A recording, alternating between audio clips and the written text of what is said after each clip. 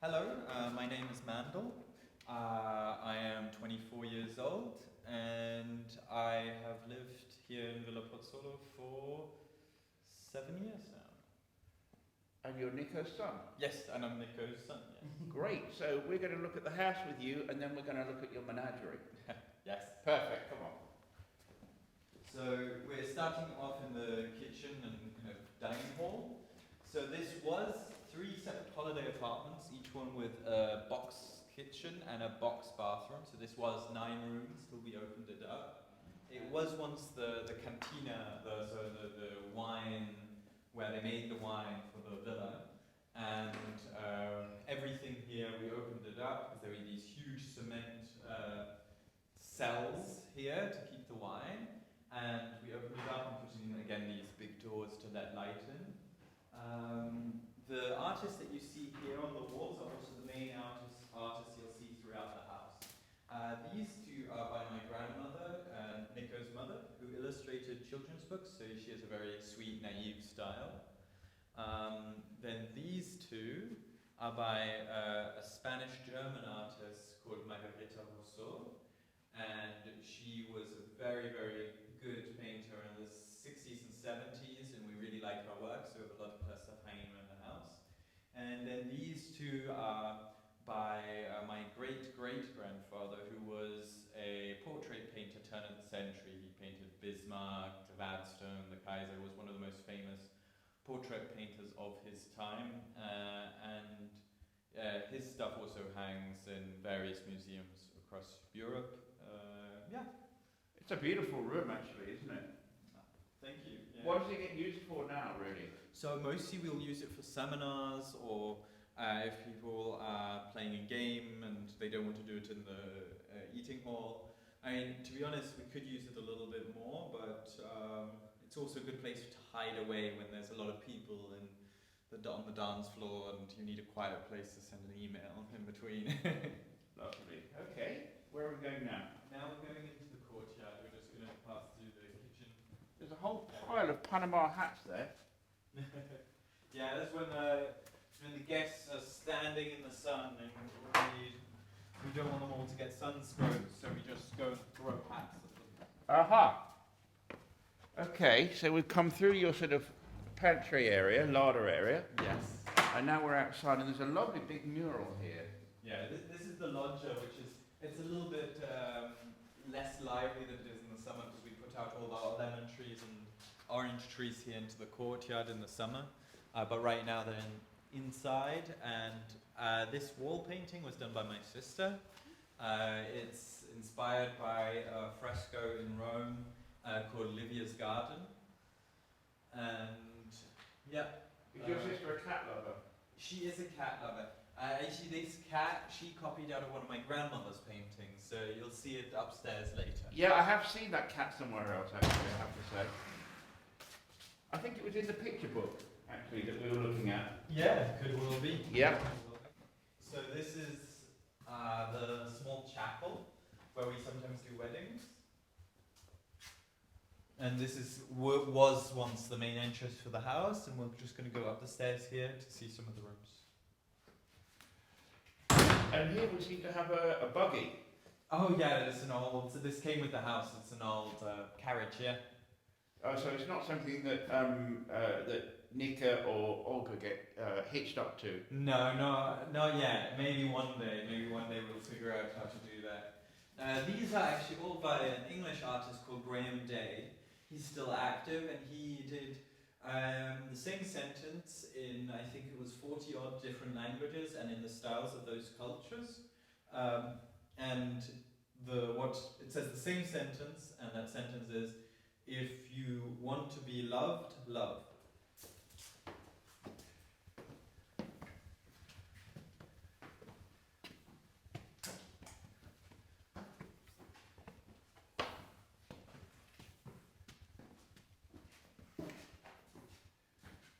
So here you see more paintings by my great-great-grandfather Franz von Lehmbach. There's also a museum in Munich called the Lehmbach Museum, a very nice contemporary art museum if you ever have the chance to go, with his old house. And these are, I think, all my great aunts and great grandmother.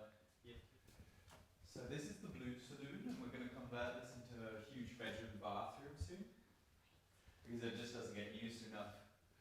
The Blue Saloon. Yeah. There's a little sketch again by Leonbach of Bismarck. I have to say, I can't help noticing there are chess sets everywhere in this house. Who's the enthusiast? So I think the original enthusiast would have been Nico, my father, but now me, my sister, and my girlfriend play a lot of chess. So they get used a fair amount. These frescoes here on the walls, they're from 1830 by an English painter. Oh, I forgot his first name, but something Wallace. And he came here, I think, for a year to do an art stage, and then did these here as kind of an artist in residence. Okay. So this was obviously part of the house that wasn't in ruins. Well, it wasn't in great shape. I think the beams underneath are new, and this was actually painted where you see pink, and some of the places were painted over white. We actually did a fair amount of restoration to bring it back to how it is now. But we still would like to go over it with a few different things where it's a bit patchy. Right. So here we're now looking at one of the rooms. Someone just stayed here, so it's a little bit messy. But yeah, this is the Napoleon suite. I love this table. It's a Venetian table around kind of end of the 19th century. Because the Venetian tables of that time were also very inspired, kind of with the trade from the Ottomans, and yeah, so it's got those inspirations. This is another painting by my grandmother, and you see the cat again. Yes, this is the picture that we saw in the picture book. Definitely. This is a charming picture, actually. I like her style. Yeah, it's sweet. Here's the bathroom.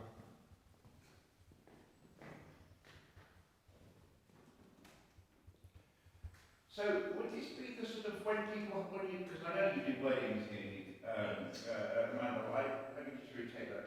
So I know you do weddings here, Mandel.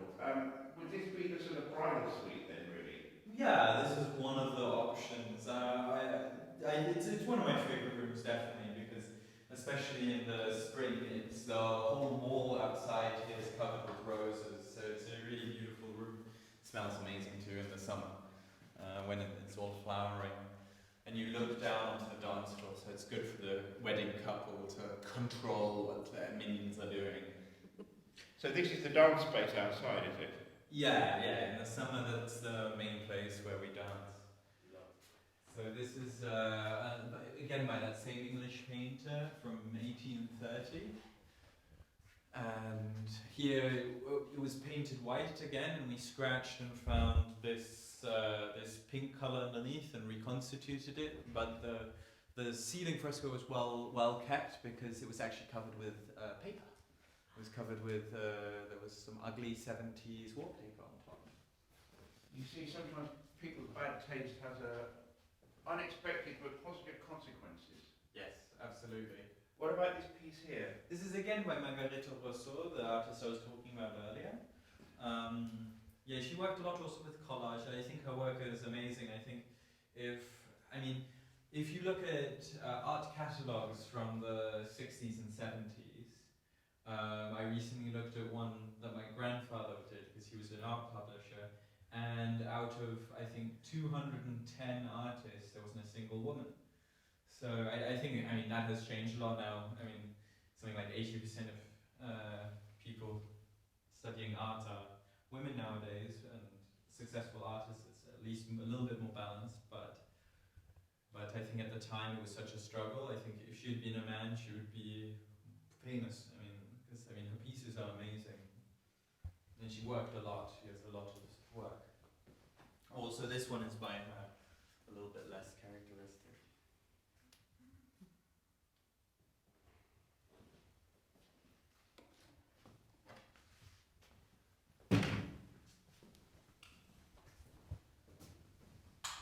Here's the bathroom. Again, here we scratched to find this green color underneath. where we could, we reconstituted it. And here we have an amazing fresco. Yeah, I think this is probably my favorite one in the house. Wow. And this is original, obviously. Yeah, again, same painter, 1830. Absolutely beautiful. And a very nice bathroom. Certainly, I would say a tub made for two. Yeah, there's enough space, certainly. There is, isn't there? Yeah. Yeah, I've seen more than two in it before with guests. Gosh. So this is the library. This bookshelf here is actually one of the only original pieces of furniture in the house, because they took everything they could carry out, but this was built here and they couldn't fit it through the doors, of course. So good luck trying to take this one out. And it still has the original coat of arms here of the family that had the house before us, they were Geddes di Filicaia, a Florentine noble family, and this was their kind of country house. And what happened? Did they fall on hard times and get sort of sequestered by the bailiffs or something? Mostly it's they didn't work. They went to Monte Carlo to gamble a lot, and every time they needed money, they sold another property. They used to own for kind of 30 kilometers in every direction here. Like their property used to go from here to the village. Now they have one house and it's up for auction, that one too. And in Florence they have a palazzo still, and that's it. Yes, another version of selling the family silver to pay the servants. Well, I think it was more to pay in this case, the gambling debts and the whatever else you hire in Monaco. Right. Okay. Most of the furniture actually for the house we got in London, because antique furniture, if you look in the right places, it's actually cheaper in London than it is here in Italy, because there's just such a wealth of older houses in London. Here you see some of the more modest rooms in the house, but they're still very sweet and still have very nice views.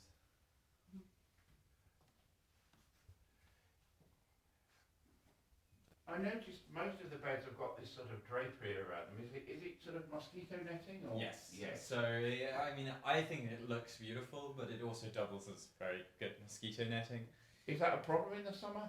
Yeah, no summer without mosquitoes, eh? Right.